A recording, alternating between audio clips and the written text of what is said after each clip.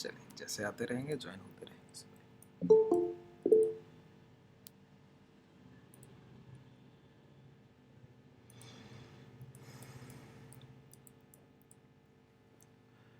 पहले intraday price पे बात करेंगे और फिर आगे। देखिए, अगर अभी तक आप लोग ट्रेड्स को एग्जीक्यूट करना नहीं सीख पा रहे हैं तो इससे बेहतर मैं और आपसे क्या ही कह सकता हूँ। अगर एक दो सेशंस और मैंने कुछ ऐसा देखा जो मैंने आज देखा है तो समझ लीजिए सभी लोगों का क्लास बिल्कुल बेसिक से दोबारा शुरुआत करूंगा और एक भी क्लास इस तरह से नहीं करूंगा कि जो लाइव मार्केट की मैं बात कर रहा हूँ। ध्यान रखिए इस बात को। मैं कोई भी पोजीशन दे रहा हूँ ना तो मैसेज को बहुत ध्यान से पढ़िए और एक एक बात को बहुत ध्यान से वहाँ पे देखा कीजिए। मैं बहुत बड़े मैसेज वैसे ही नहीं लिखता हूँ। पोजीशन लिखना है तो पोजीशन लिखूंगा, कोई चार्ट शेयर करना है तो सीधा चार्ट शेयर करता हूँ, वो भी बहुत कम।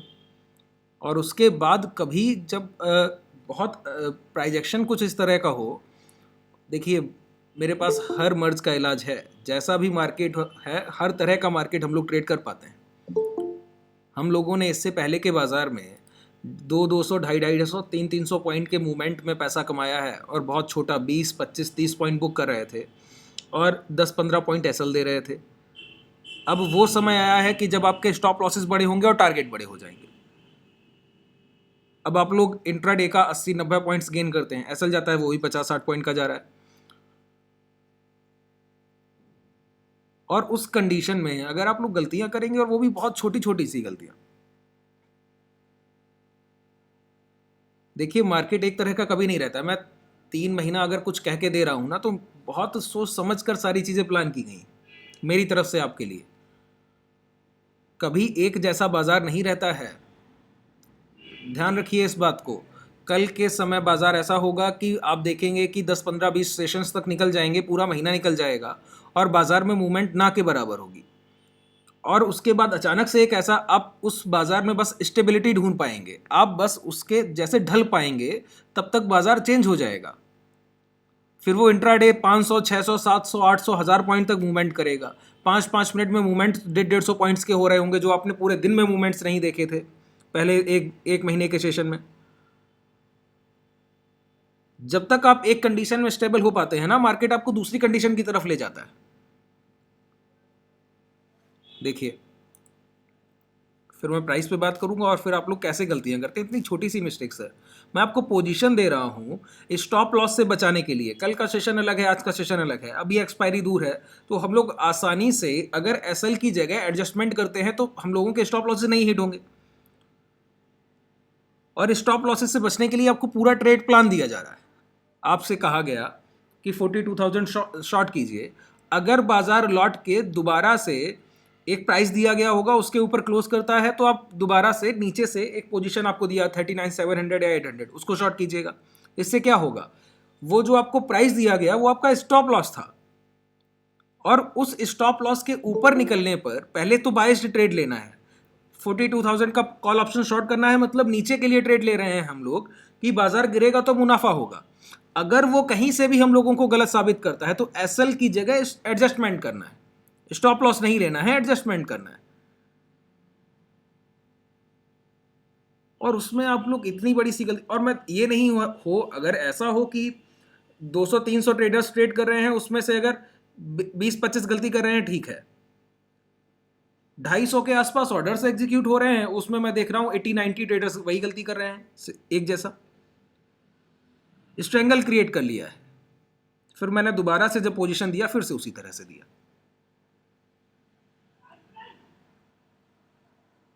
हर तरह के बाजार को ट्रेड करने का एक अलग समय होगा और एक अलग तरीका होता है। आज के बाजार को ट्रेड करने का बिल्कुल अलग तरीका है। जो भी वॉलेटिलिटी चल रही है हम लोग उसको कैसे हैंडल कर रहे हैं, बड़े स्टॉप लॉसेस के साथ। अब हम लोग वो समय नहीं रख सकते कि हम लोग 15, 20, 25 पॉइंट के एसएल में किसी भी ट्रेड में प्रॉफिटेबल हो जाएं। मुनाफा बड़ा होगा, जाएगा भी बड़ा पैसा। जो कल कमाया था वही आज जाएगा। अगर कल 30-35 पॉइंट कमाए होते तो आज वो रिस्क है। अगर कल और उसके पिछले सेशन में 60, 70, 80, 90 पॉइंट, 100 पॉइंट कमाया तो उसमें से 50, 60, 70 पॉइंट का रिस्क लेना होगा। और अगर एक्सपायरी दूर है तो आज जैसे मैं ट्रेड करा रहा था, ये कंडीशन बहुत बहुत बेहतर होते हैं इस तरह के बाजार को ट्रेड करने के लिए। कितना सिंपल सा चीज आपके लिए लिखा गया, आपको दोबारा से नीचे से शॉर्ट कराया गया और फिर आपसे कहा गया अगर स्टॉप लॉस जाता है, फिर से कोई प्राइस दिया गया होगा कि अगर इसके नीचे आता है तो आपको ऊपर से भी एक शॉर्ट का पोजीशन इक्वल 70 के आसपास के प्रीमियम शॉर्ट करने हैं। फिर आप उसमें से पहली बार 70-80 लोगों ने लिया, दोबारा से फिर उसमें से 40-45 लोग फिर से वही गलती करके बैठे, फिर से स्ट्रेंगल ले लिया है। ठीक ही है, पैसा, मैं देखिए मैं कोई आपको पनिश करने वाला नहीं हूं, बाजार है, पैसा ले लेगा। आप गलतियां कीजिए, बाजार पैसा लेगा, हर एक गलती का एक लॉस है, पे कीजिए, आसान है। एक दो बार होंगी ना गलतियां, खुद समझ में आ जाएगा कि हाँ कुछ लिखा है तो उसको ध्यान से पढ़ना है पहले। बिल्कुल आसानी से हिंदी लिखा है सर, एक एक अक्षर लिखा जाता है, जैसे मैं बात कर रहा हूं ऐसे लिख देता हूं। क्या इसके लिए कहा जाए, इतना सीनियर आप लोग और ऐसी छोटी छोटी सी बिल्कुल हल्की सी गलतियां, मैं सोचता हूं आप लोग कुछ सीख रहे हैं और आप लोग स्ट्रेंगल क्रिएट कर रहे हैं। स्टॉप लॉस से एडजस्टमेंट है वो, उसको आप स्ट्रेंगल समझ रहे हैं और क्रिएट कर दे रहे हैं पहले से ही।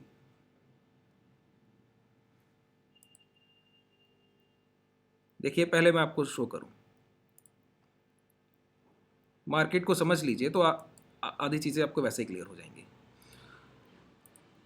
अब यहां पे ये मूवमेंट देखिए, डेली गैप अप करता है, डेली गिरता है, डेली गैप अप करता है, डेली गिरता है, और हर एक कैंडल एवरेज साइज का है। देखिए हर एक कैंडल का साइज जो है ना, इस साइज से मेरा मतलब है कि हर एक दिन औसत मूवमेंट जो है वो लगभग लगभग बराबर है, लेकिन बाजार गया कहीं नहीं, एक रेंज में है। एक मार्केट का कंडीशन ये है। दूसरा कंडीशन, बाजार ने पूरा रैली दिया, पहले बताता रहा हूं आपको कि पूरा रैली दिया यहां से यहां तक, इतना बड़ा भी कोई कैंडल ढूंढने से नहीं मिलता, इतने बड़े की तो बात छोड़ दीजिए। ये दूसरा मार्केट है कि upside trend without any intraday trend, कि बाजार ऊपर जाएगा लेकिन इंट्राडे में आप कुछ कमाना चाहें कुछ नहीं कमा पाएंगे। एज अ बायर कैसे कमाया जाएगा, सपोर्ट टू रेजिस्टेंस ट्रेड कर सकते हैं, छोटा मोटा पैसा बनेगा, और जो सेलर है वो ले जाएगा प्रीमियम डिके, उसके एवज में पूरी कंडीशंस हैं। ये बाजार हम लोगों ने पूरा यहां से यहां तक एक दिन लॉस नहीं किया, सिंगल डे एक एसएल नहीं दिया। यहां पे तीसरी कंडीशन मार्केट की देखिए, वन साइडेड मूवमेंट कितनी तेज आता है, गिरावट कितनी तेज होती है। जब तक आप इस कंडीशन में स्टेबल करेंगे, मार्केट दूसरी कंडीशन में ले जाएगा। इस कंडीशन से मुनासिब हो पाए तब तक एक और तीसरा कंडीशन क्रिएट कर दिया गया है। जब तक आप यहां पे सेटल हो पाते, बाजार ने फिर से कंसोलिडेशन लीजिए। अब छोटी कैंडल्स का, यहां बड़ी कैंडल्स में कंसोलिडेशन, यहां इंट्राडे बोथ साइड। यहां पे देखिए, यहां पे एसएल हंटिंग नहीं थी, यहां पर स्टॉप लॉस हंटिंग भी था, छोटा मूवमेंट उसके साथ एसएल हंटिंग चल रहा था। बायर के लिए बड़ा परेशान करने वाला, बायर्स के लिए यह समय था। जब तक आप यहां स्टेबल हो पाते, बाजार ने देखिए एक बड़ा मूव किया। अब आप फिर से सोच रहे होंगे कि एक बड़े मूवमेंट के बाद बाजार कंसोलिडेशन करता है। यहां पे आपने देखा एक बड़े डाउनवर्ड्स मूवमेंट के बाद एक दिन इतना वॉलेटाइल मार्केट 2500 पॉइंट का कैंडल बना दिया। एक जैसा बाजार रहेगा क्या आपके लिए? ये क्या देख रहे हैं आप, अनप्रेडिक्टेबिलिटी, वो भी कैसे? मैंने एक एक कंडीशन को प्रेडिक्ट किया है आपके सामने। क्या क्या किया बताइए? इस डोजी के हाई पे कैच किया था कि यहां से गिरावट होगी, बाजार गिरा। उसके बाद मैंने यहां पे बताया जब तक 43,600 नहीं जाएगा कोई अप साइड मूवमेंट नहीं, और उसी के बीच में हम लोग फाइट करते हुए आगे बढ़े। यहां पे स्टॉप लॉस भी दिए थोड़े बहुत और मुनाफा भी खूब लिया बाजार से। फिर जब यहां पे पहले से एक हम लोगों का पैटर्न बना हुआ था, नॉट पैटर्न, उसके लो ब्रेक हुए, पहले से पता था जब भी लो ब्रेक होगा बहुत तेजी से शॉर्टफॉल होगा, उसका बेनिफिट लिया। पहले से पता था बजट सेशन के पास मार्केट वॉलेटाइल रहेगा, उसमें भी परेशान हुए। देखिए कितनी भी कंडीशन आप प्रेडिक्ट कर लीजिए, लाइव मार्केट आपको मुंह की खिला देगा अगर आप अवेयर नहीं बैठे हैं तो। गलतियां लाइव बाजार में ही होती हैं। लेकिन इतना मासूमियत से गलती मत कीजिए सर कि आपको मैं ट्रेड दे रहा हूं, पूरा पोजीशन एक ट्रेड प्लान बना के दे रहा हूं, आपके पास सिंगल एक डीमेट है आपका। यहाँ पे बगल में चिराग बैठता है, वो बच्चा, उसके पास 4-5 डीमेट रखता हूं मैं, वो ट्रेड करता है, इतना वॉलिटिलिटी को वो हैंडल कर लेता है, और आप लोग इस तरह से ट्रेड कर रहे हैं।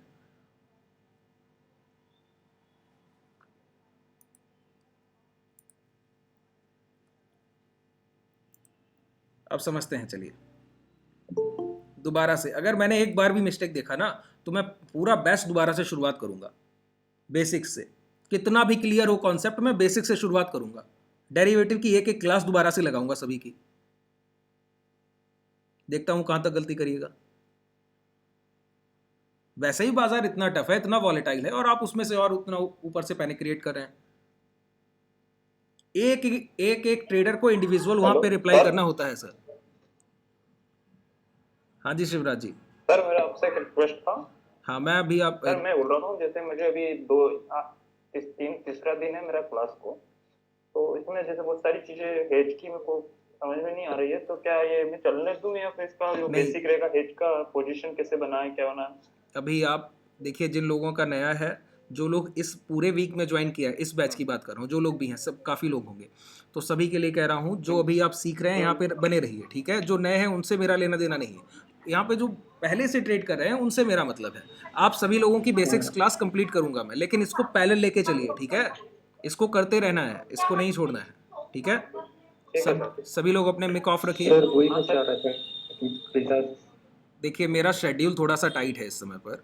जैसे ही मैं किसी बैच से टाइम निकालूंगा फिर मैं बेसिक्स की शुरुआत करूंगा। मैं पहले से प्लान कर रहा हूँ, बस थोड़ा सा शेड्यूल टाइट है, इस वजह से थोड़ा वेट करना पड़ रहा है। जितने भी आप अकेले नहीं, आप अभी थोड़ा सा बोल रहे थे ना इसलिए। हाँ वो सभी लोगों के लिए। ये सर यहाँ पे लोग वो भी हैं ना जो एक महीने से ऊपर हो गया होगा, वो लोग भी हैं। उन लोगों के पास इतना नहीं है कि बेसिक्स क्लियर कर चुका हूँ और फिर ये कंडीशन आ रही है। चलिए ठीक है, सभी लोग अपना मिक ऑफ रखिए, मैं क्लास के बाद समय दूंगा। फिर अब सभी की बेसिक्स क्लास में कंप्लीट करूंगा, आप अकेले नहीं हैं। प्रीवियस बैच जो पिछला अभी मैंने कंप्लीट किया 8 से 9, वहाँ भी काफ़ी लोग हैं जिनका बेसिक्स नहीं क्लियर है। अभी थोड़ा सा शेड्यूल टाइट है, इस वजह से थोड़ा सा मैं डिले कर रहा हूँ। सारी बेसिक्स क्लास में लगाऊंगा, ठीक है। लेकिन इसको पहले लेके चलिए। ये सारी चीज़ें जो लोग आप लोग लाइव कर रहे हैं और नए ज्वाइन किया है, सभी के लिए है। ये करते रहिए, ये सभी चीज़ें आपके लिए रिपीट की जाएंगी। जब आपके बेसिक्स क्लियर कर दिए जाएंगे उसके बाद भी सभी लोगों के लिए किया जाता है। मैं मिनिमम 2 बार तो सभी के बेसिक्स क्लियर करता हूँ। उसके बावजूद अगर ये दिक्कत आ रही है, फिर दिक्कत है। जो लोग 2 बार बेसिक्स कर चुके हैं फिर भी ये तकलीफ है। मैं आपको आयरन फ्लाई पे बात करता हूँ, इसीलिए वहाँ से बहुत आगे नहीं जाता, बटरफ्लाई तक पहुँच नहीं पाता हूँ सर। आप लोग इतनी छोटी सी गलतियाँ करते हैं। एडजस्टमेंट की बात कर रहे हैं आप लोग, और एडजस्टमेंट तक मैं आपको ले कैसे जाऊँ? मैं कहता हूँ पहले बिना एडजस्टमेंट के ट्रेड एग्जीक्यूट करना सीखिए, होल्ड करना सीखिए। इतना बेसिक ट्रेड का आप नहीं कर पा रहे हैं, फिर मैं क्या करूँगा आगे बताइए। बड़ा मुश्किल लगता है सर। मैं 1 घंटा 2 घंटा 3 घंटा बैचेस करता हूँ, इतना अपना समय दे रहा हूँ। मेरा कोई बहुत बड़ा ये अर्निंग नहीं है, मेरा अर्निंग दूसरा है। मैं खुद से अपना इतना अर्न कर लेता हूँ। ये आप लोगों के लिए है। मेरा ये ऐसा है कि जितना मैं आगे चल के आप लोग अगर नाम कमाएंगे ना सर, वो मेरे लिए है। मैं उसके पीछे काम कर रहा हूँ।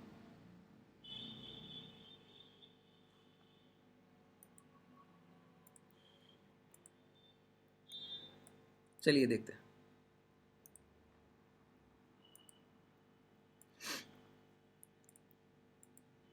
कल हम लोगों ने बात किया होगा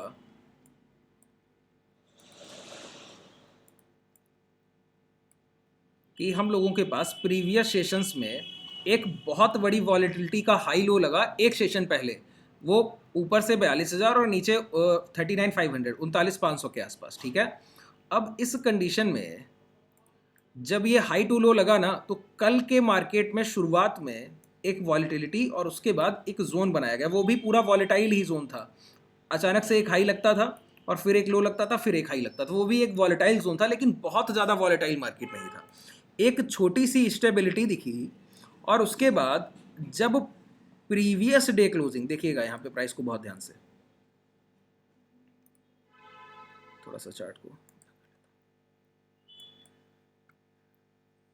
ये प्रीवियस डे ये क्लोजिंग है पिछले कल के सेशन के लिए। पिछले दिन की क्लोजिंग ये रही।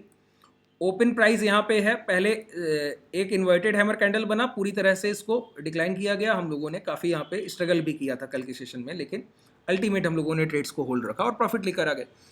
इस कंडीशन में क्लोजिंग एक वॉलेटिलिटी के बाद, एक जोन बनाने के बाद बाजार का ने एक दायरा बनाया, और क्लोजिंग कहाँ किया?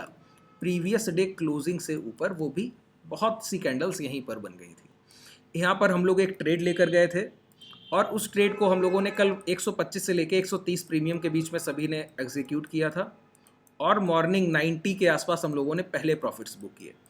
यहाँ पे अगर आप मान लें 125 टू 90 तो भी आप लोगों के पास 35 पॉइंट्स मान लेता हूँ, चलिए 30 मान लेता हूँ कि अगर 5 पॉइंट और आप लोग छोड़ते हैं तो 30 पॉइंट आप लोगों ने वहाँ पे प्रॉफिट्स निकाली होंगे। ये कब हुआ?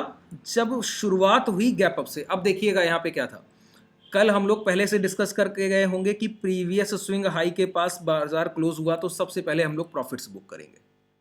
प्रीवियस स्विंग हाई के पास बाजार बुक हुआ, जैसे ही ओपन हुआ और पहली कैंडल पहुंची, अब हम लोगों को क्या चाहिए, एक ये और एक ये दो जोन थे, इनमें से कोई एक ब्रेकआउट करेगा तो फर्दर ट्रेंड आएगा, फिर से हम लोग एक ट्रेड एंटर करते और ऊपर की तरफ निकल जाते। अब रेजिस्टेंस के पास आपने यहाँ पे बाइंग किया है, बाइंग कहाँ पे दिखता है, कंसोलिडेशन यहाँ पे है, यहाँ पे है, और बड़े जोन का कल के पूरे दिन का कंसोलिडेशन देखेंगे तो लोअर जोन में है, और आप ओपन हुए हैं कहाँ पे, 41,250 के आसपास आप पहुँच गए हैं ओपन होने के बाद, पहले 5 मिनट में ही आप ओपन हुए हैं यहाँ पर 41,020 के आसपास और पहुँच गए हैं ये 41,280, और यही आपका रेजिस्टेंस जोन है। देखिए यहाँ से गिरावट हुई, प्राइस ने इसी प्राइस को रिटेस्ट किया और गिर गया, तो ये रिजेक्शन जोन हुआ, यहीं पे सेलर होगा। अगर ब्रेकआउट करना है तो इसके ऊपर क्लोजिंग चाहिए, क्लोजिंग के बाद फिर यहाँ पे थोड़ी देर रुके और फिर निकले बाजार, तो इसके हाई के ऊपर हम लोग लॉन्ग कर सकते थे। लेकिन आपने खरीदारी की है यहाँ पर और आप ओपन हुए हैं ऊपर, मतलब जो भी आपने खरीदारी की उसका जो भी डिमांड आना था, पहले से हम लोग एक लोअर बाजार में हैं जिसका ट्रेंड नीचे की तरफ है, और आप खरीदारी के बाद बहुत बड़ी डिमांड जनरेट नहीं कर सकते। डिमांड कितनी जनरेट होगी, थोड़ी बहुत, जितना भी आप कर सके। तो वो अगर गैप अप कर गया है, इसका मतलब है उस खरीदारी का जो रिजल्ट था वो हम लोगों को गैप अप के साथ दिख गया। आप सीधा पहुंचे हैं कहाँ, बिकवाल के पास। रेजिस्टेंस का मतलब क्या है, कल यहीं से बाजार गिराया गया एक बार, तो जब यहाँ से गिराया गया प्रीवियस सेशंस में, तो ये रेजिस्टेंस प्रतिरोध है ऊपर जाने का भाव के। तो अगर आपको इस सेलर को काटना है तो यहाँ रुक के खरीदारी कीजिए, और अगर आप खरीदारी नहीं कर पा रहे हैं, अगर आप खरीदारी नहीं कर पा रहे हैं तो हम लोग क्या देखेंगे यहाँ पे, नियर बाई रेजिस्टेंस। जैसे यहाँ पे ये प्रतिरोध है, ये रेजिस्टेंस है, और भाव यहाँ पे कल बंद हुआ, अचानक से यहाँ पहुँच गया, तो आप नीचे ही यहाँ रुक जाइए, खरीदारी कर लीजिए, निकल जाइएगा तो मैं आपको बाई करूँगा।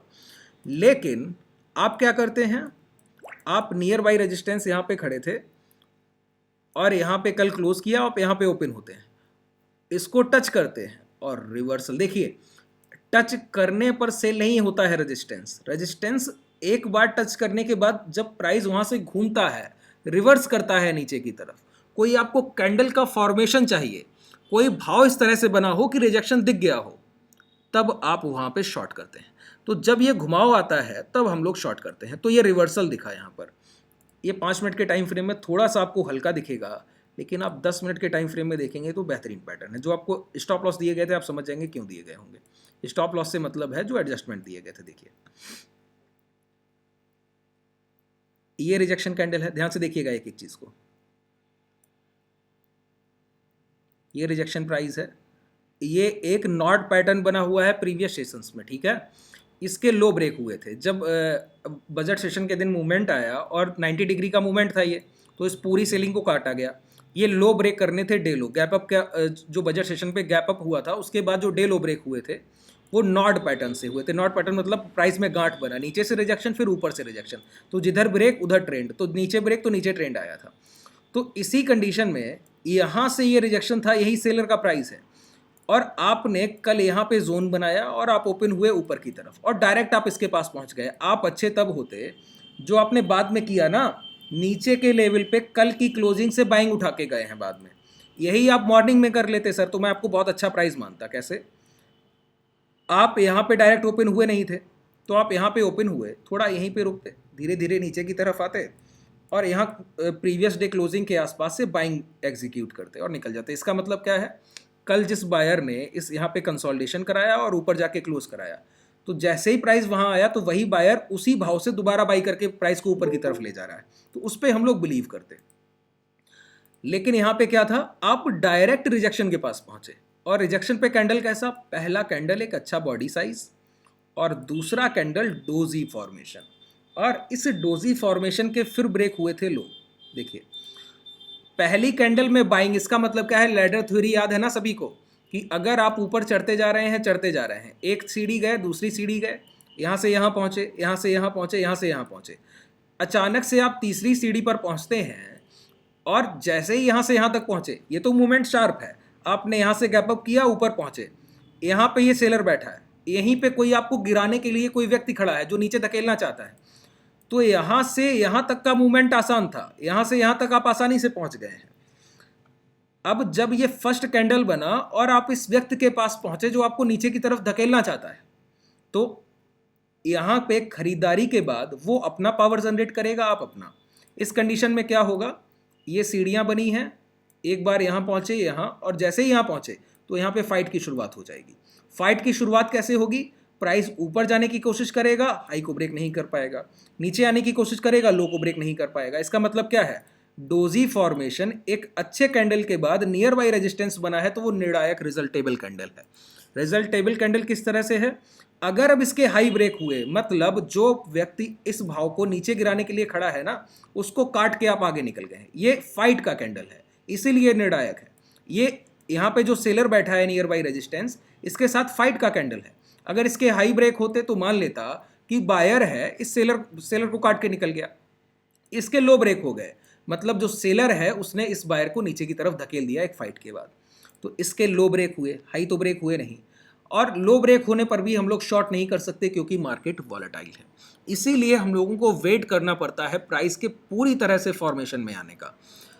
इसके बाद जब एक बार लो ब्रेक हुए, फिर नीचे एक कैंडल बना, इस कैंडल में आपको दिखता है अपर से रिजेक्शन। देखिए इस कैंडल में जो ये इन्वर्टेड हैमर बना है, इसके लो ब्रेक होना और फिर डबल फॉर्मेशन है, ये दूसरा आपका कंफर्मेशन है इस ट्रेड का कि प्राइस ऊपर फिर से जा रहा था ट्रैप करने के लिए, लेकिन सेलर ने फिर से नीचे की तरफ क्लोज कराया।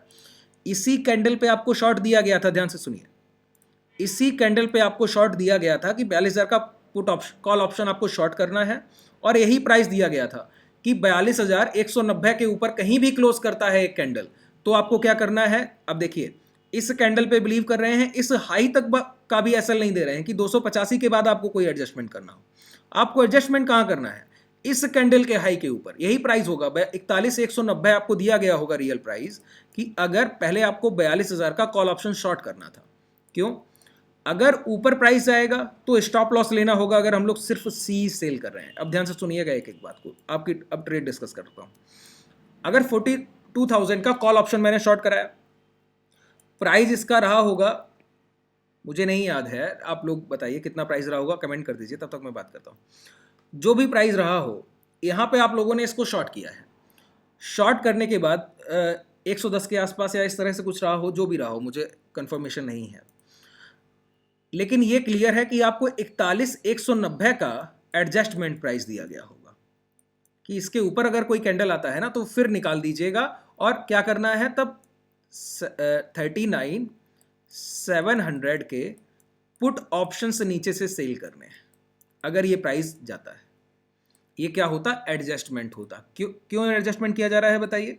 देखिए अगर मैं यहाँ पे सिर्फ 42,000 का कॉल ऑप्शन सेल कर रहा हूँ, मतलब जो भी 42,000 के कॉल ऑप्शन में प्रीमियम है, बाजार गिरेगा तो वो प्रीमियम कम होगा, और मैंने सेल किया है तो कम होने पर ही मुझे मुनाफा है, कम होगा तो ही मुझे मुनाफा है। तो जैसे ही ये प्रीमियम कम होंगे तो हम लोग प्रॉफिट बुक कर लेंगे, लेकिन अगर अपोजिट जाएगा तो इस ट्रेड का एक स्टॉप लॉस होगा। तो स्टॉप लॉस हम लोगों ने क्या रखा, 41,190। इसके ऊपर अगर कोई कैंडल आता है तो स्टॉप लॉस, लेकिन आज दिन कौन सा है, फ्राइडे, मार्केट कैसा है, वॉलेटाइल। इसके बाद एक सबसे बड़ा रेजिस्टेंस ये भी लगा था, ये देख पा रहे हैं, यहाँ पे ये कैंडल का फॉर्मेशन जब हुआ तो ये ब्रेकआउट हुआ यहाँ पे इस जोन का। अगर जब तक ये प्राइस नहीं निकलता और अचानक मॉर्निंग में ही ये इसके हाई ब्रेक कर देता तो यकीन मानिए जो शाम को जो मूवमेंट आया ना, तो मॉर्निंग में नहीं आ पाता, ये प्राइस कहीं ना कहीं वॉलेटाइल होकर यहीं स्टक कर जाता है, इसी जोन में रुकना पड़ता है इसको, और काफ़ी समय तक। तो बोथ साइड के प्रीमियम डिके हो जाते, हम लोगों को स्टॉप लॉस लेने की ज़रूरत नहीं पड़ती। इस वजह से ये पोजीशन दिया गया था कि एसएल नहीं लेना होगा इस पोजीशन में, आपको क्या करना है, स्टॉप लॉस की जगह स्ट्रेंगल में कन्वर्ट कर देना है गलत होने पर। गलत कब मान लेंगे हम लोग, इस हाई पे गलत नहीं मानेंगे, यहां तक तो आपको लॉस दिखने लगेगा 42,000 के कॉल ऑप्शन में। ये छोटा सा रिवर्सल हो जाए, इसी में गलती मान लीजिए कि इसके ऊपर प्राइस आ जाए, तो आप लोगों ने क्या किया, 42,000 के कॉल ऑप्शन के तो शॉर्ट किए ही, साथ में नीचे का जो प्राइस लिखा था ना 39,700 उसको भी शॉर्ट कर दिया। वो किस लिए लिखा गया था 39,700 किस लिए लिखा गया था? इसलिए कि अगर इसके ऊपर प्राइस आता है 41,190 के ऊपर तब ये पोजीशन लेना है, पहले तो यही लेना है, ट्रेंड के साथ जाना है। हम लोग बेसिकली वन साइडेड ट्रेड लेते हैं। स्ट्रैंगल और स्ट्रेडल तो जो पर्सनल ट्रेड्स कर रहे हैं ट्रेडर्स वो ट्रेड करते हैं, मैं तो बहुत कम ट्रेड कराता हूं स्ट्रैंगल या स्ट्रेडल्स को। हैजेस मैं आयरन फ्लाई को पढ़ाता जरूर हूं, ट्रेड कभी आपने देखा कि मैं आपको आयरन फ्लाई को स्ट्रेटजी को बना के दे रहा हूं, वो कितना आसान है, आप लोग खुद डिप्लॉय कर लेंगे करना होगा तो। उसमें ना तो प्राइजेक्शन की जरूरत है, सिर्फ एक जोन पता होना चाहिए कि हाँ वीकली एक्सपायरी कहां तक होनी है, उसका अजम्पशन करना है, उसका आपको एक आयरन फ्लाई डिप्लॉय करना है, उसके लिए क्या ही आपका कुछ लगना है। हाँ, मैं आपको प्रैक्टिस किस बात की करा रहा हूँ, प्राइस एक्शन की। तो प्राइस एक्शन में यहाँ पे आपका स्टॉप लॉस के ऊपर अगर प्राइस आए तो एडजस्टमेंट करना था। आज स्टॉप लॉस का दिन नहीं था, एक्सपायरी के पास तो खड़े हैं नहीं कि हम लोग 40 रुपया सेल कर रहे हों और एक्सपायरी के पास हो, जैसे कल का सेशन या उसके पहले का सेशन एक दिन पहले। और मार्केट जब एक्सपायरी के पास वॉलेटाइल होता है तब सेलर्स के लिए दिक्कत होती है, क्योंकि प्रीमियम कम है और अपोजिट साइड मूवमेंट हो जाए तो बढ़ेगा बहुत तेजी से। अब यहां पे हम लोगों को प्रीमियम भी मिल रहा है, 100+ प्रीमियम्स मिल रहे हैं। फिर जब ये प्राइस यहां पर आया फिर आपको इसके प्रॉफिट बुक कराए गए होंगे। फर्स्ट ट्रेड आप लोगों ने 30 पॉइंट के आसपास बुक अगर कम से कम किया होगा, वैसे इसी के आसपास कुछ बुक हुआ होगा, 35 के आसपास बुक हुआ, लेकिन 30 के आसपास तो सभी ने कर लिया। उसके बाद जब ये प्राइस नीचे आया यहाँ भी आप लोगों ने 40 पॉइंट्स 30 to 40 पॉइंट्स जरूर बुक किए होंगे, जो भी प्रीमियम रहा वो 30 से 40 तो बुक किए ही होंगे, इसी के बीच में कुछ प्रीमियम्स बुक किए होंगे। जब ये मूवमेंट हो गया यहाँ पे हम लोगों ने बुकिंग कहाँ किया था, प्रॉफिट ध्यान दीजिए, प्रीवियस डे हाई ये लगा हुआ है ना, इसके पास जैसे ही भाव आने लगा था यहाँ पे हम लोग बिलो 80 कोई प्रीमियम रहा होगा 75 के आसपास, इस जो 42,000 के कॉल ऑप्शन का, यहाँ पे हम लोगों ने प्रॉफिट्स बुक कर लिए थे। इस प्रॉफिट के बुक होने के बाद पहला ट्रेड क्या था, कल का पोजीशंस को बुक करना। नेक्स्ट ट्रेड हम लोगों ने क्या किया, नीचे की तरफ प्रॉफिट्स बुक करना। तीसरा ट्रेड हम लोगों ने कहाँ किया कि प्रीवियस डे क्लोजिंग जहां से हुआ ना, प्राइस देखिए प्रीवियस डे क्लोजिंग ये है और हाई ये है, प्राइस एक बार प्रीवियस डे हाई के अंदर आता है और हाई के अंदर आने के बाद, अब मैं 5 मिनट के टाइम फ्रेम पे चलता हूं, देखिएगा प्राइस को, देखिए मल्टीपल टाइम फ्रेम वॉलेटिलिटी में आपको चेंज करते रहना होगा और जहां पे जैसा भाव दिखेगा दोनों तरफ से आपको कंफर्मेशन चाहिए, प्राइस वॉलेटाइल है और प्राइस एक्शन पे ही ट्रेड करना है। गलतियां भी होंगी, देखिए मैं भी इंसान हूं, मुझसे भी गलतियां होती हैं, खूब होती हैं, आप लोग देखते हैं कितनी गलतियां होती हैं, लेकिन लॉसेस नहीं बुक करता हूं, ज़्यादा लॉसेस ना के बराबर करता हूं, बहुत गलती हो जाए तो ही लॉसेस बुक होंगे, बाकी लॉसेस नहीं बुक करता हूं। और लॉसेस बुक भी करता हूं कब, एक्सट्रीम लॉस नहीं देता हूं, उस कंडीशन में बुक करता हूं कि मुझे अपना कैपिटल किसी ट्रेडर्स का नहीं साफ कराना है। अगर मुझे लग रहा है कि मैंने जो ट्रेड लिया है वो पूरी तरह से, पहली बात तो इतना आसानी से गलत साबित करता नहीं है बाजार, और अगर करता है तो फिर उसके लिए ऐसा है कि मुझे अपना कैपिटल बाजार को पूरा नहीं दे देना है, लिमिटेड रिस्क लेना है एक हद तक।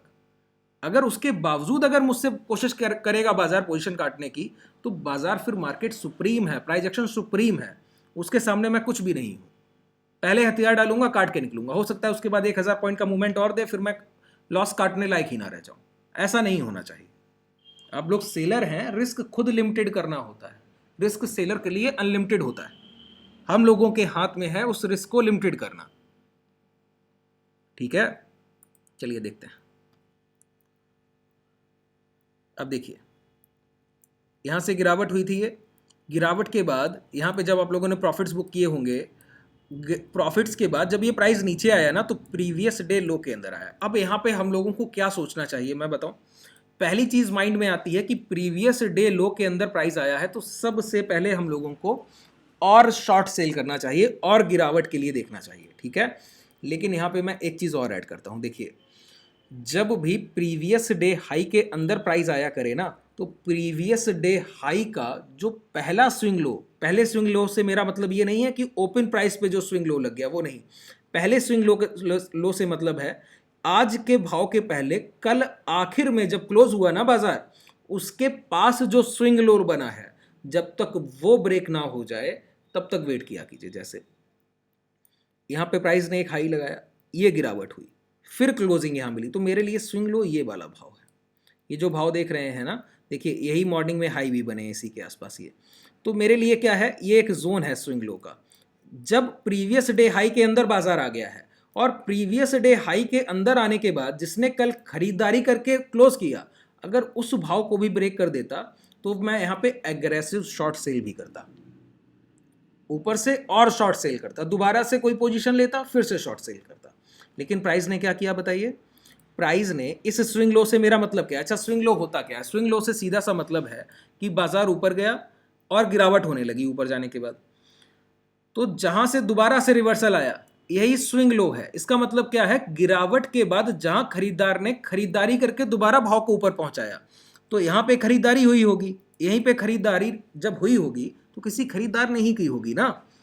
और जब खरीदार खरीदारी करता है, बाइंग होगी, तो बाइंग से एक डिमांड जनरेट होगी, तो प्राइस ऊपर की तरफ जाएगा।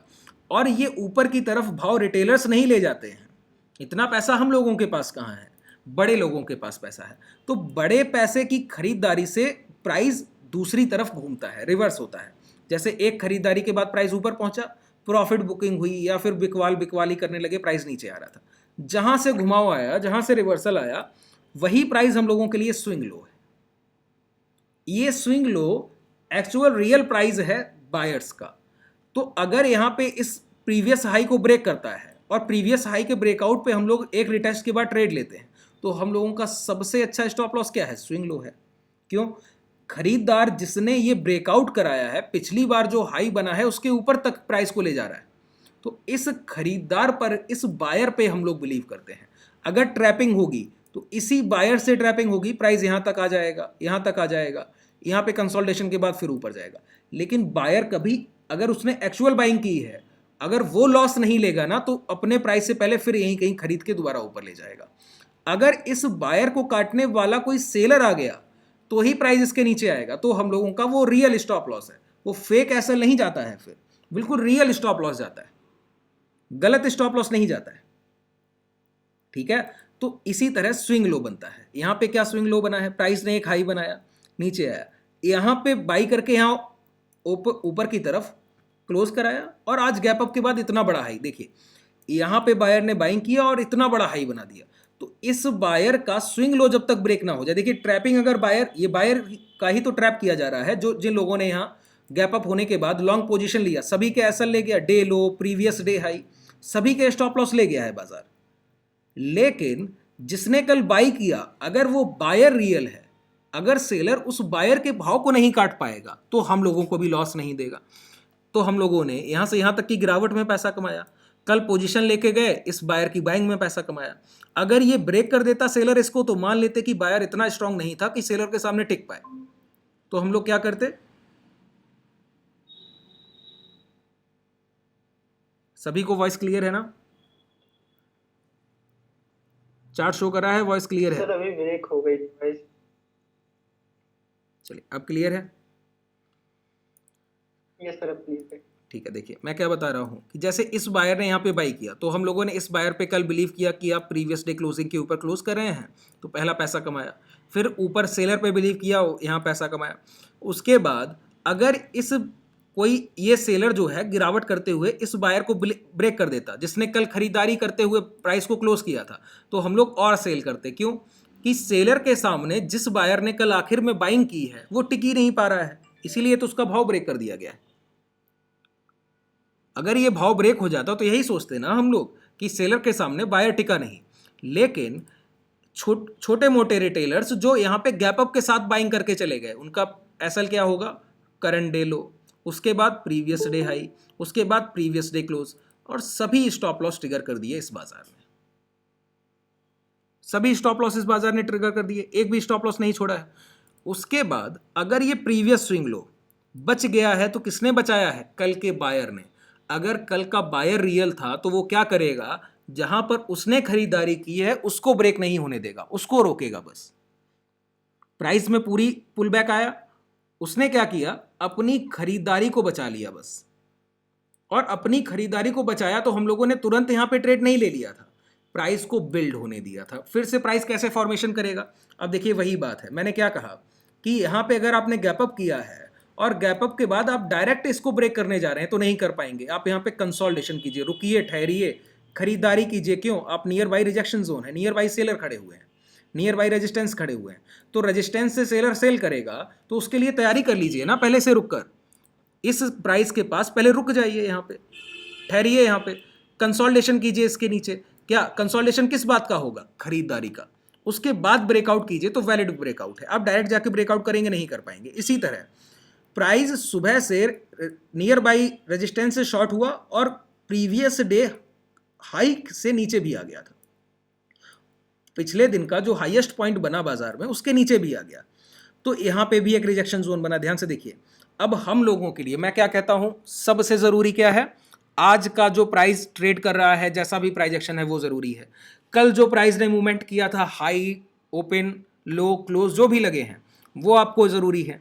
तो यहां पे हम लोग क्या देख रहे हैं, प्रीवियस डे हाई के अंदर आया, मतलब सेलर सेल करते हुए बहुत आगे तक आ गया है, लेकिन प्रीवियस स्विंग लो को ब्रेक नहीं किया। कल के जब प्रीवियस स्विंग लो को ब्रेक नहीं किया, लेकिन आज जब गिरावट कर रहा था, देखिए यहां पे कंसोलिडेशन किया, फिर यहां से गया, फिर यहां पे कंसोलिडेशन करके गिरा। अगर बायर को अपनी पोजीशंस को बचाना है तो कहीं ना कहीं इस सेलिंग को रोक देना होगा। देखिए, अगर आप किसी को, ये मान लेते हैं कोई ढलान है, नीचे की तरफ आ रही है, ये एक स्लीव है, नीचे की तरफ आ रही है, और आप किसी से बहुत वीक हैं और वीक नहीं भी हैं मान लेते हैं, या फिर आप टायर्ड हैं, थके हुए हैं, और आप ऊपर की तरफ जा रहे थे, तो अचानक से कोई ऊपर से आता है और आपको नीचे की तरफ धकेलने की कोशिश करता है, तो आप थके हुए हैं, ऊपर की तरफ चढ़ते हुए जा रहे होंगे, तो पहली कंडीशन क्या होगी? वो नीचे की तरफ आपको धकेलते हुए ले आया है, बहुत नीचे तक ले आया है। अब अगर आपको इसको रोकना है और ऊपर की तरफ फिर से जाना है, तो पहली कंडीशन क्या होगी? पहली कंडीशन क्या होगी? इस रुकावट को रोक देना है। सबसे पहले आप क्या करेंगे? उसको रोकने की कोशिश करेंगे, ना कि अचानक से इतना आपके पास पावर आ जाएगा कि आप उसको अपोजिट डायरेक्शन में ले जाएं।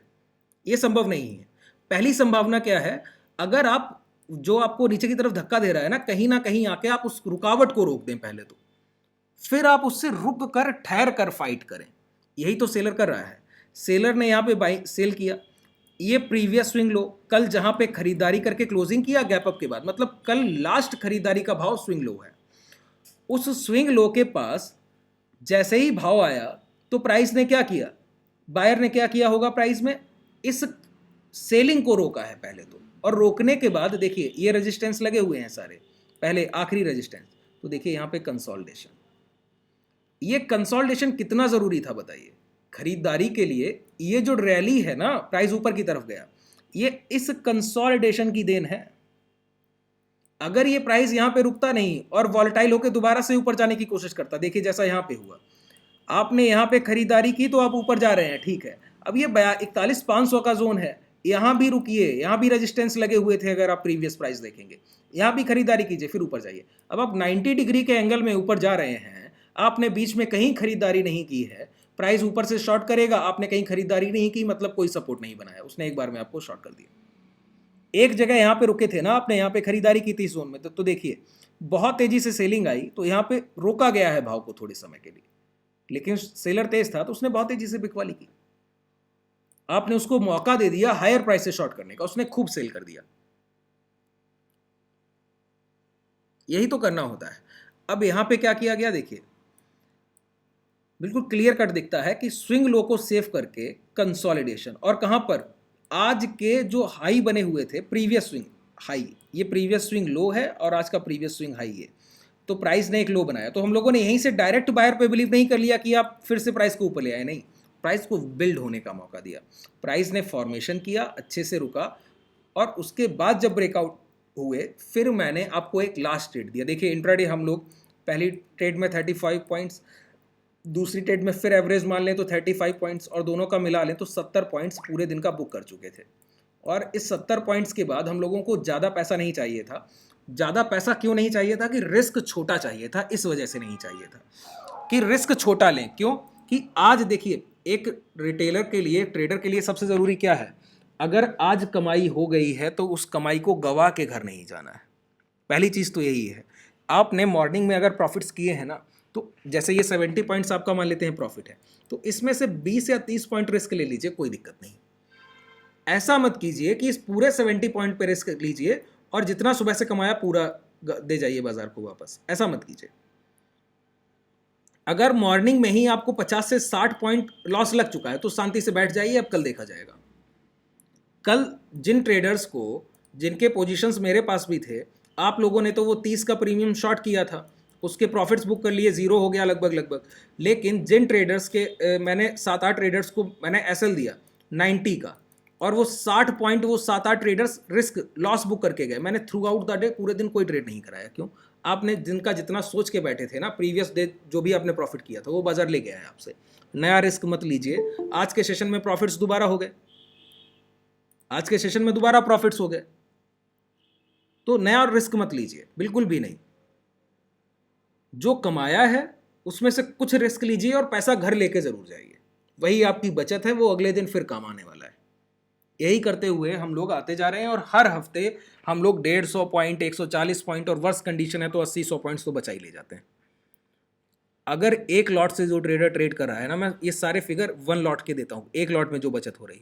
मैक्सिमम ट्रेडर्स 2 लॉट 3 लॉट तो एवरेज ट्रेड करते हैं सभी, लगभग। कुछ नए हैं वो 1 लॉट में है, बाकी 2 लॉट तो लगभग सभी ट्रेड करते हैं। कुछ ट्रेडर्स हैं जो 1 या 2 लॉट, और बाकी तो 4-5 लॉट में काफ़ी लोग हैं। तो 1 लॉट का फिगर दे रहा हूँ। 1 लॉट में अगर आप हफ्ते का, अगर आपका मान लेते हैं 60,000 भी मार्जिन यूज़ हो रहा है, तो 60,000 1 lot is equal to 100 points, 2,500 रुपया। 100 पॉइंट अगर आप मान रहे हैं हफ्ते का, और 4 हफ्ते 400 पॉइंट, 10,000 रुपया होता है। परसेंटेज रिटर्न 1/6 होता है, 1/6 बहुत होता है, 16% के आसपास रिटर्न, 15-16% महीने का, साल का नहीं मिलता है।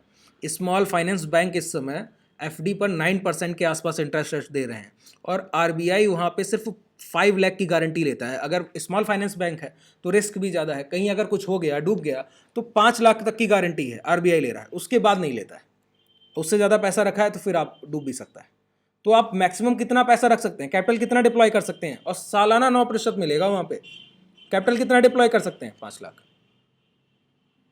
अगर आप 3-4 इस तरह से एफडी करा लें या कुछ भी करा लें तो 9% रिटर्न साल का। और यहाँ पे आप बहुत ज़्यादा देखिए कितना हम लोगों ने बाजार से फाइट किया है, कितना वॉलेटाइल मार्केट है, उसके बावजूद अगर आप प्रॉफिट करके जा रहे हैं तो बीच की बचत है ना। ये कैसे बचत हो रही है कि जो कमाया है वो पूरा नहीं गंवाना है, उसमें से थोड़ा रिस्क लेना है और बाकी घर लेके जाना है।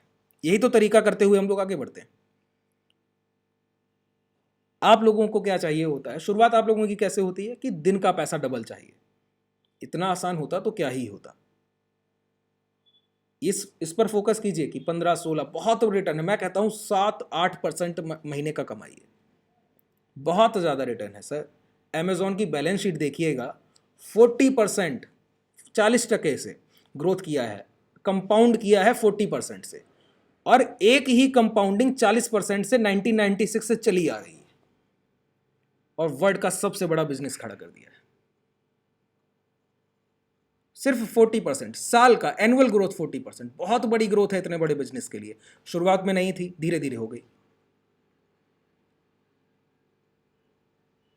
अब देखिए आप लोग अडानी के पूरे स्टॉक से इतना घबरा रहे हैं, जब वो 4,000 पे था तो 3,500 पे लोग खरीदने को पागल हुए जा रहे थे।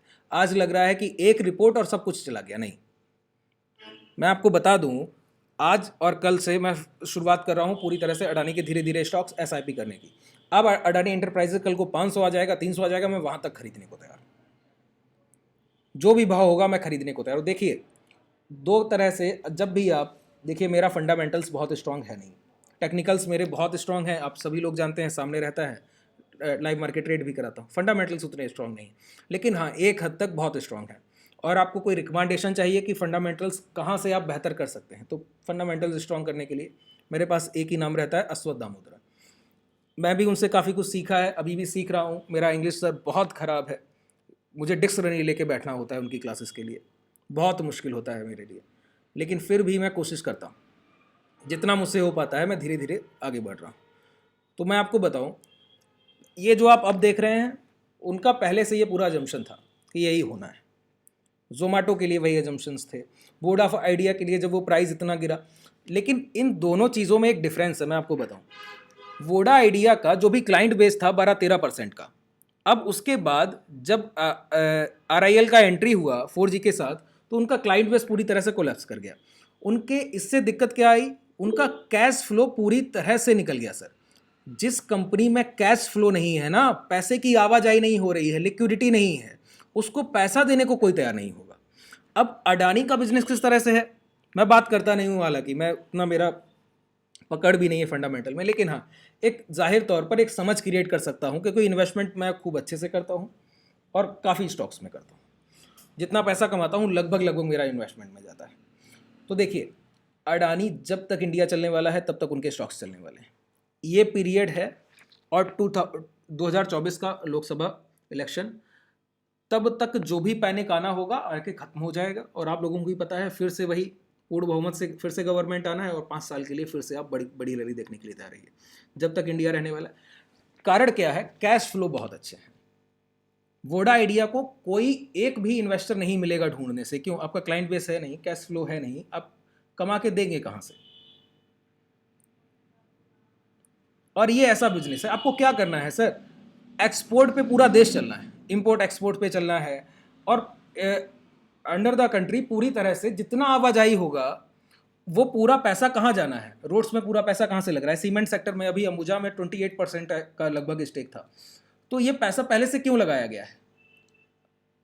यहाँ से वहाँ तक ट्रांसपोर्टेशन में पूरा जो भी होना है, पैसा कहाँ जाना है? अडानी के पास। आप कल को कोई भी ट्रिप प्लान करते हैं फॉरेन के लिए, पोर्ट्स के एयरपोर्ट्स के लिए कहाँ से पैसा आ रहा है? पूरा वहीं से कंस्ट्रक्शन के लिए। आपको रेलवे का सफ़र करना है, रेलवे प्लेटफॉर्म के लिए वहाँ से पैसा। तो कैश फ्लो वो बहुत, बैलेंस शीट बहुत स्ट्रांग है वहाँ पर। और आप सोचिए, कोई भी कंपनी अगर डूबने को हो तो उसका 60% जो शेयर होल्डिंग है वो रिटेलर्स के पास होगा, यकीन मान के देता हूँ आपको। और 72% गिरावट से पहले 72% स्टेक अडानी इंटरप्राइजेस में, अडानी ग्रुप का है, उसके बाद अभी भी वही है। रिटेलर्स के पास 11-12% शेयर घूम रहे हैं सिर्फ। 4% के आसपास LIC है। LIC वे वजह से देखिए, LIC का मैंने देखा है लगभग अडानी पोर्ट में 9% के आसपास स्टेक है, अडानी एंटरप्राइजेस में 4 से 5, 4.5-5% के आसपास स्टेक है, और पूरे अडानी ग्रुप में LIC का 4.5% के आसपास स्टेक है। उसमें पावर में भी है, पोर्ट में भी है, एंटरप्राइजेज है, हर तरह के जितने भी स्टॉक हैं सभी में थोड़ा थोड़ा पैसा लगा है। अब उसकी वजह से LIC पैनिक में है। और LIC इतना बेहतर आपके लिए इन्वेस्टमेंट अपॉर्चुनिटी है। आप लोगों ने ITC छोड़ दिया सर। ITC के आज रिजल्ट लगे थे, 46 के आसपास एस्टिमेटेड था, 50 के आसपास उसका रिजल्ट आया। 6 रुपीज़ डिविडेंड है पर शेयर, और साल के 2 क्वार्टरली रिजल्ट्स में कम से कम डिविडेंड पे करता है। सोचिए, जो आपका पूरी तरह से पैसा कोई किसी बैंक में पड़ा हो सेविंग अकाउंट में, उससे बेहतर है ITC के स्टॉक्स खरीद के रखे जाएं। अगर आप बिल्कुल सेफ इन्वेस्टमेंट चाहते हैं, अगर बुक वैल्यू पे जाएं, फेस वैल्यू से निकाल के बुक वैल्यू पे जाएं, तो मैं आपको लिख कर दे सकता हूं 2-2.5 हज़ार की क्वांटिटी का एक शेयर का प्राइस होना चाहिए आने वाले समय में ITC का, आसानी से। और वो प्राइस जब होगा तब होगा, आपको डिविडेंड इतना मिलेगा जो बैंक नहीं दे रहा है आपको सेविंग अकाउंट पर, जो आपका पैसा पड़ा है बेवजह का वहां पर। कल को इस प्राइस पे, अभी आपने देखा 380 प्लस है कुछ, कल को अगर वो कल को प्राइस 300 भी आता है और आप धीरे धीरे खरीदारी करते बढ़ते रहेंगे, SIP मोड पे चलते रहेंगे, कभी आपका कहीं पैसा नहीं जाना है। कितना एसेट्स आपने देखा, लाइबिलिटीज के बाद एसेट्स देखिए वहां पे कंपनी के, ITC के। आप लोग बैलेंस शीट नहीं देखते हैं। मेरे जैसे सर बिल्कुल अनपढ़ लोग जो बिल्कुल तरह से कुछ नहीं समझते हैं, जब मैं इतना सीखने की कोशिश किया शुरुआत से, आप लोग नहीं कर रहे हैं।